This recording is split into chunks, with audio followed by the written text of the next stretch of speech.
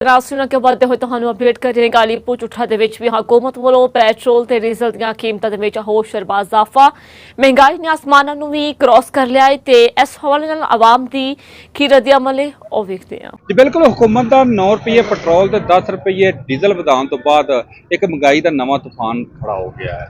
ਜਿਹੜੇ ਆਮ ਆਦਮੀ ਹੈ ਉਹਦੀ ਪਹਿਲੇ ਹੀ ਕੁੱਤੇ ਬਰਦਾਸ਼ਤ ਖਤਮ ਹੁੰਦੀ ਜਾ ਰਹੀ ਸੀ। ਇਸ ਤੋਂ ਬਾਅਦ ਕੀ ਮਸائل ਤੋਂ ਦੁਚਾਰ ਨੇ, ਇੱਕ ਆਮ ਆਦਮੀ ਕੋਲ ਪੁੱਛਦੇ ਹਾਂ। ਪਰ ਸਾਹਿਬ ਆਵਾਮ ਪਹਿਲੇ ਹੀ ਬੜੇ ਮੁਸ਼ਕਲਾਂ ਦਾ ਸ਼ਿਕਾਰ ਹੈ।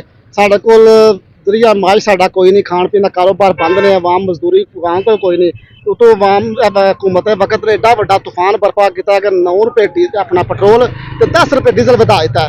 ਇਹਦੇ ਵਧਣ ਨਾਲ ਇਹਨਾਂ ਨੂੰ ਇਹ ਨਹੀਂ ਸਮਝ ਵੀ ਲੱਗਦੀ ਕਿ ਕਿੰਨੀ ਮਹਿੰਗਾਈ ਵਧੇਗੀ। ਹਰ ਚੀਜ਼ ਜਿਹੜੀ ਉਹਦਾ ਮੁਰਾਲ ਉੱਤੇ ਤੇ ਚਲਾ ਜਾਣਾ। ਆਵਾਮ ਨੇ ਫਿਰ ਉਹਦੀ ਜ਼ੁਲਮ ਦੀ ਚੱਕੀ 'ਚ ਪੀਸਣਾ ਤੇ ਆਪਣੇ ਮੁਰਾਦ ਕਿਉਂ ਨਹੀਂ ਘਟਾਉਂਦੇ, ਆਪਣੀਆਂ ਤਰ੍ਹਾਂ ਦੇ ਡਬਲ ਕਰੀ ਜਾਂਦੇ ਨੇ। ਲੇਕਿਨ ਸਾਡੇ ਜਿਹੜੇ ਗਰੀਬ ਆਵਾਮ ਹੈ, ਸਹੀ ਤਾਜਰ ਆ, ਸਾਨੂੰ ਦਿਨ ਬ ਦਿਨ ਥੱਲੇ ਲੋ ਲੈਵਲ ਤੇ ਲਈ ਜਾਂਦੇ ਨੇ। ਕਾਰੋਬਾਰ ਇਹ ਨਹੀਂ ਕਰਨ ਦਿੰਦੇ ਕਿਸੇ ਕਿਸਮ ਦਾ ਵੀ।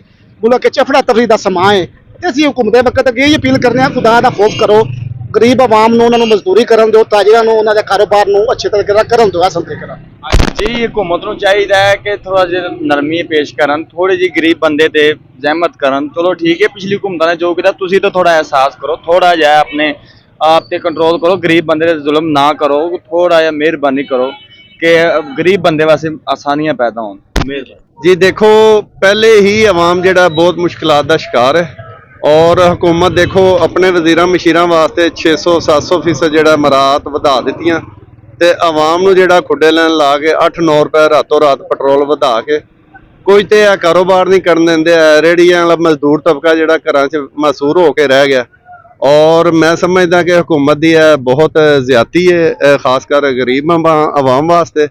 ਬਾਹਰ ਦੇ ਮੁਲਕਾਂ ਤੋਂ ਕਰਜ਼ੇ ਲੈ ਕੇ ਇਹ ਵਜ਼ੀਰਾਂ ਮਸ਼ੀਰਾਂ ਨੂੰ ਤੇ ਰਾਤੋਂ ਰਾਤ ਚੰਦ ਤੇ ਚਾੜ੍ਹਦੇ ਨੇ ਪਏ, ਮਗਰ ਆਵਾਮ ਜਿਹੜੀ ਹੈ ਜ਼ੁਲਮ ਦੀ ਚੱਕੀ ਦੇ ਵਿੱਚ ਪਿਸ ਰਹੀ ਹੈ ਔਰ ਉਸ ਦਾ ਕੋਈ ਪੁਰਸਾਨੇ ਹਾਲ ਨਹੀਂ ਹੈ। ਲਿਹਾਜ਼ਾ ਮੇਰੀ ਗੁਜ਼ਾਰਿਸ਼ ਹੈ, ਮੈਂ ਆਪਣੀ ਅੰਜਮਨ ਤਾਜਰਾਨ ਅਲੀਪੁਰ ਝੁੱਠਾ ਇਤਿਹਾਦ ਮਰਕਜ਼ੀ ਅੰਜਮਨ ਤਾਜਰਾਨ ਦੇ ਹਵਾਲੇ ਨਾਲ ਇਹ ਗੱਲ ਕਰਦਾ ਕਿ ਕਮ ਅਜ਼ ਕਮ ਦੁਕਾਨਦਾਰਾਂ ਨੂੰ, ਰੇਹੜੀਆਂ ਵਾਲਿਆਂ ਨੂੰ, ਮਜ਼ਦੂਰਾਂ ਨੂੰ 2 ਵਕਤ ਦੀ ਰੋਟੀ ਇੱਜ਼ਤ ਨਾਲ ਕਮਾਉਣ ਦੇਣ। ਮਿਹਰਬਾਨੀ ਜੀ। ਇਹਨਾਂ ਦਾ ਆਖਣਾ ਸੀ ਕਿ ਹਕੂਮਤੀ ਮਰਾਦ 600 ਤੋਂ 800% ਵਧ ਗਈ ਹੈ ਔਰ ਉਸ ਤੋਂ ਬਾਅਦ ਪੈਟਰੋਲ, ਗੈਸ ਔਰ ਬਿਜਲੀ ਮਰਾਦ ਜਿਹੜੀਆਂ ਹਕੂਮਤੀ ਅਰਕਾਨ ਨੂੰ ਮੁਫਤ ਕੀਤੀਆਂ ਜਾ ਰਹੀਆਂ ਨੇ। ਹਰ ਵਾਰੀ ਆਵਾਮ ਨੂੰ ਕੁਰਬਾਨੀ ਦਾ ਬੱਕਰਾ ਨਾ ਬਣਾਇਆ ਜਾਏ। ਇਸ ਵਾਰੀ ਹਕੂਮਤੀ ਅਰਕਾਨ ਕੋਲ ਵੀ ਕੁਝ ਜਿਹੜੇ ਨੇ ਉਹਨਾਂ ਕੋਲ ਕੁਰਬਾਨੀ ਲੈ ਕੇ ਆਵਾਮ ਨੂੰ ਜੀਣ ਦਾ ਹੱਕ ਦਿੱਤਾ ਜਾਏ।